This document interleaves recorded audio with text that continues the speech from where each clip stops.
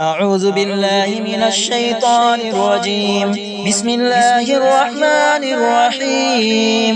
حرمت عليكم أمهاتكم وبناتكم وأخواتكم وعماتكم وخالاتكم وبنات الأخ وبنات الأخت وأمهاتكم اللاتي أرضعنكم وأخواتكم من الرضاعة وأمهات نسائكم وربائبكم اللاتي في حجوركم من نسائكم اللاتي دخلتم بهن، فإن لم تكونوا دخلتم بهن فلا جناح عليكم وحلائل أبنائكم الذين من أصلابكم وأن تجمعوا بين الأختين إلا ما قد سلف إن الله كان غفورا رحيما।